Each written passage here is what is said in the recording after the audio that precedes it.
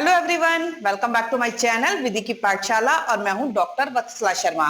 आज मैं डिस्कस करने जा रही हूं आपके साथ एक बहुत ही इंपॉर्टेंट टॉपिक को, इंटरप्रिटेशन ऑफ स्टैट्यूट्स में एक सबसे मेन प्रिंसिपल को आज मैं लेकर के आपके सामने आई हूं और वो है लिटरल रूल, जिसको कि ग्रामेटिकल रूल के नाम से भी जाना जाता है।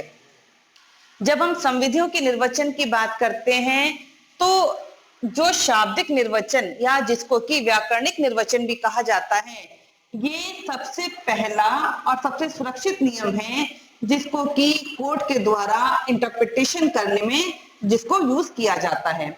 तो देखिए, जैसे कि हमें नाम से क्लियर हो रहा है शाब्दिक निर्वचन या व्याकरणिक निर्वचन, तो देखिए यहाँ पर ये कहा गया कि यदि लेजिस्लेशन ने जो भी लॉ बनाया है और उस लॉ की वर्डिंग में कोई भी एम्बिग्युइटी नहीं है, कोई इनकंसिस्टेंसी नहीं है, कोई इनकम्प्लीटनेस नहीं है, इट मीन्स यानी कि वहां पर कोई भी डाउट नहीं है, वहां पर कोई भी हम कह सकते हैं कि उसके एक से ज्यादा मीनिंग वर्ड के नहीं निकल करके आ रहे हैं, वर्ड पूरी तरीके से कंप्लीट भी है और किसी तरह का वहां पर यदि वर्ड कंफ्यूजन नहीं क्रिएट कर रहा, तब जजेस को मनमानी तरीके से इंटरप्रिटेशन नहीं करना चाहिए। कहने का मतलब ये आ गया कि यदि लेजिस्लेशन ने जो लॉ बनाया है उसकी लैंग्वेज में पूरा जो शाब्दिक निर्वचन है, मतलब पूरा यदि शब्द क्लियर हैं, तो वहां पर शाब्दिक निर्वचन को या जिसको कि व्याकरणिक निर्वचन कहा गया है उसी रूल को अप्लाई करना चाहिए। और इसको सबसे पहला नियम क्यों कहा गया? क्योंकि देखिए, कहीं ना कहीं ये माना जाता है कि लेजिस्लेशन ने जो लॉ बनाया है वो एक सर्टेन पर्पस को फुलफिल करने के लिए सही तरीके से बनाया होगा। और यदि उसमें कोई भी डाउट नहीं है तो जजेस को बिना किसी भी तरीके से उसको इंटरप्रेट किए हुए उसको जो भी नेचुरल या ऑर्डिनरी या पॉपुलर या हम कह सकते हैं कि बिल्कुल लिटरल या ग्रामेटिकल फॉर्म में ही उस वर्ड का मीनिंग वहां पर एक्सप्लेन करना चाहिए। इसमें जो बहुत इंपॉर्टेंट जो लीडिंग केस हैं, तो देखिए मैंने पूरी एक लिस्ट बनाई हुई है, और भी बहुत सारे केसेस हैं, पर फिर भी हम बात करते हैं मकबूल Hussain versus state of Bombay 1953 supreme court का केस है। इस केस में हुआ ये था कि जो अपीलेंट था वो जब बाहर कहीं से आया तो अपने साथ गोल्ड लेके आया था और उसने डिक्लेयर नहीं किया था। जब वो एयरपोर्ट पर उतरा तो सी कस्टम एक्ट ने अपने प्रोविजंस के अकॉर्डिंग उसके गोल्ड को जब्त कर लिया। बाद में उस पर्सन के ऊपर फॉरेन एक्सचेंज रेगुलेशन एक्ट के तहत उसके ऊपर कार्रवाई की।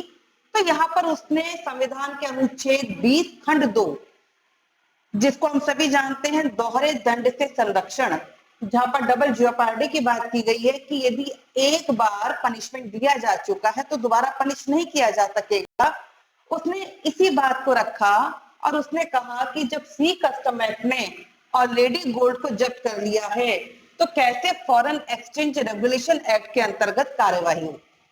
लेकिन देखिए यहाँ पर सुप्रीम कोर्ट ने क्या कहा? सुप्रीम कोर्ट ने सिंपल सी एक बात कही कि जो सी कस्टम एक्ट है वो ना तो कोई कोर्ट है ना कोई ट्रिब्यूनल है, तो यहाँ पर केवल वो अपनी ड्यूटीज को परफॉर्म कर रहे हैं जो उनको बताया गया। इसका मतलब जो फॉरेन एक्सचेंज रेगुलेशन एक्ट ने जो प्रोसीडिंग की है, जो कार्रवाई की है, वो पूरी तरीके से वैलिड मानी गई।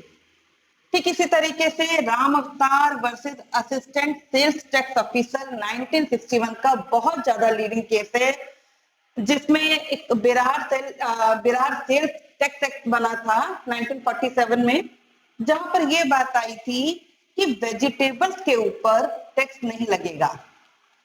अब देखिए, बहुत इंटरेस्टिंग सा केस है, बात हो रही है यहाँ पर पान के पत्तों की। तो जो अपीलेंट था, जो पान के पत्तों का काम करता था, तो वहां पर यही क्वेश्चन आया कि क्या पान के पत्ते वेजिटेबल आएंगे कि नहीं आएंगे। अब देखिए, जो उसके सपोर्टर यानी कि जो उसका वकील था, उसका यही कहना था कि पान के पत्ते वेजिटेबल में आएंगे क्योंकि ये भी एक बॉटनिकल प्रोडक्ट है, ग्रीन भी है और पान को खाया भी जाता है। लेकिन देखिए, कोर्ट ने क्या लीडिंग जजमेंट दिया? कोर्ट ने कहा कि जब हम लिटरल रूल की बात कर रहे हैं तो हमको उसे नेचुरल, ऑर्डिनरी या पॉपुलर, मतलब हमको उसी तरीके से जानना चाहिए जिस तरीके से लोग आम बोलचाल की भाषा में उस शब्द को समझ रहे हैं। और जब हम वेजिटेबल की बात कर रहे हैं तो देखिए यहाँ पर बिल्कुल क्लियर हो गया कि वेजिटेबल वो है जिसे चाहे हम अपने घर में उगाएं, चाहे हम जिसे बाहर उगाएं, लेकिन जिसे कहीं ना कहीं हम अपने खाने में, चाहे हम लंच की बात करें, चाहे डिनर की बात करें, मतलब कहीं ना कहीं जिसे हम अपने भोजन में प्रयोग करते हैं वो हमारे वेजिटेबल में आ जाते हैं। और जब हम पान के पत्तों की बात करते हैं तो वो वेजिटेबल के अंतर्गत इंक्लूड नहीं होते। सेम इसी तरीके से नेक्स्ट जो हमारा लीडिंग केस है, Motipur Zamindari company private limited versus state of Bihar 1962। यहाँ पर भी देखिए बिहार सेल्स टैक्स एक्ट के अंतर्गत वेजिटेबल्स को टैक्स फ्री किया गया था कि वेजिटेबल पर टैक्स नहीं लगेगा। जो सिचुएशन मैंने भी आपको राम अवतार वाले केस में बताई थी, सेम वही यहाँ पर आ जाती है। लेकिन यहाँ पर बात आई शुगर केन के बारे में, यानी कि गन्ना, कि क्या गन्ना वेजिटेबल आता है कि नहीं आता। तो जो लीडिंग जजमेंट यहाँ पर सुप्रीम कोर्ट ने दिया था, लगभग वही बात यहाँ पर कही गई कि जब हम वेजिटेबल की बात करते हैं तो वेजिटेबल वो होती है जिसे आम बोलचाल की भाषा में लोग अपने खाने में यूज करते हैं, और जब हम शुगर केन की बात करते हैं तो उसको खाने की तरीके से यूज नहीं किया जाता। उसके बाद देखिए नेक्स्ट एक बहुत leading case, Ranjit versus state of Maharashtra 1965 का केस है। इस केस में क्या हुआ था कि जो अपीलेंट था वो एक बुक सेलर था और उसकी एक बुक शॉप थी। उसने अपने यहाँ पर लेडी चैटरलीज लवर करके एक बुक रखी हुई थी जिसको वो सेल किया करता था, जो कि ऑब्सीन मटेरियल यानी कि अश्लील साहित्य था। उसके ऊपर आईपीसी के सेक्शन 292 जिसमें कि अश्लील साहित्य को बेचना अपराध बताया गया है, तो उस पर उसके अकॉर्डिंग कार्रवाई करने की बात आई।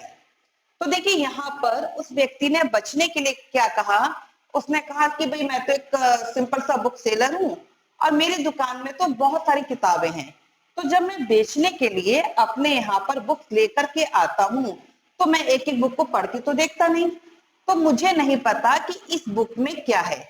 लेकिन यहाँ पर भी देखिए सुप्रीम कोर्ट ने कहा कि यदि आप बुक सेलर हैं और अपने यहाँ पर आप बुक्स लेके आ रहे हैं तो ये तो नेचुरल सी बात है कि आप एक एक बुक उठा के पढ़ के नहीं देखेंगे, पर वो बुक किस टॉपिक से रिलेटेड है या उसमें किस टाइप का मटेरियल होगा ये आपकी जानकारी में होगा, और यहाँ पर भी उस पर्सन को पूरी तरीके से लायबल बनाया गया।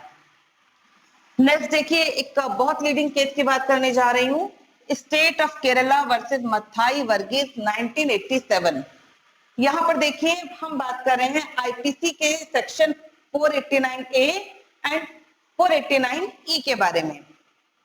तो देखिए यहाँ पर हमारा क्या हुआ था कि इसमें दो वर्ड यूज आए हैं, currency note and bank note, और यहाँ पर इंडियन पिनल कोड में कहीं भी करेंसी नोट या बैंक नोट के आगे इंडियन वर्ड मेंशन नहीं किया है। तो सुप्रीम कोर्ट ने अपने जजमेंट में बहुत सिंपल तरीके से बताया कि जब हम करेंसी नोट या बैंक नोट की बात कर रहे हैं तो केवल हम उसको भारत की करेंसी या भारत के बैंक नोट से रिलेटेड नहीं कर रहे। करेंसी या बैंक नोट से मतलब पूरे विश्व की करेंसी से है, और इसीलिए विश्व के किसी भी कोने में किसी भी देश की करेंसी क्यों ना हो या बैंक नोट क्यों ना हो, उनका मार्केट में उतना ही रेस्पेक्ट किया जाना चाहिए।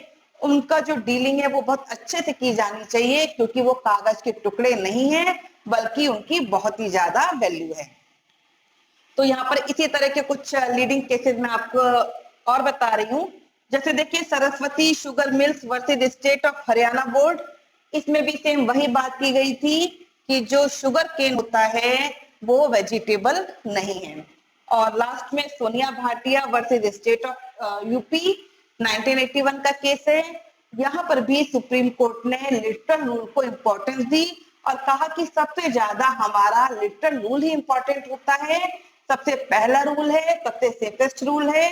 और जब तक किसी भी लॉ के प्रोविजंस में एम्बिग्युइटी, इनकंसिस्टेंस या इनकम्प्लीटनेस ना हो तब तक जजेस को अपना लॉजिक लगा करके इंटरप्रेट नहीं करना चाहिए, यानी कि सबसे पहले शाब्दिक या व्याकरणिक निर्वचन ही किया जाना चाहिए। आशा करती हूँ कि आपको ये टॉपिक बिल्कुल क्लियर हो गया होगा। Thank you so much.